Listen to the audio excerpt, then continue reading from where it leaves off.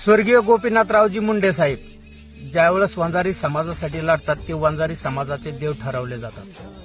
प्रकाश शेंडगे, महादेव जानकर, गोपीचंद पडळकर, भुजबळ साहेब ज्या वेळेस स्वतःच्या समाजासाठी लढले त्यावेळेस ते त्या समाजाचे नेते ठरवले जातात, किंगमेकर ठरवले जातात. मग एक निस्वार्थ नेतृत्व मराठा समाजासाठी लढतं. त्यावेळेस मनोज जरांगे पाटील आणि मराठा समाज हा जातीवादी कस काय ठरवला जातो? बरं, या उलट ओबीसी नेत्यांनी आपल्या समाजासाठी ज्या वेळेस लढा दिला त्यावेळेस ना मराठा समाजाच्या नेत्यांनी त्यांना विरोध केला, ना मराठा समाजाने कधी विरोध केला, ना कधी जातीवाद केला.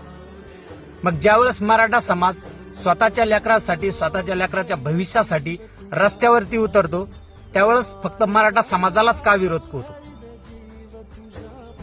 बरं, आमची लढाई ही सरकार सोबत आहे, आमची मागणी ही सरकारकडे आहे.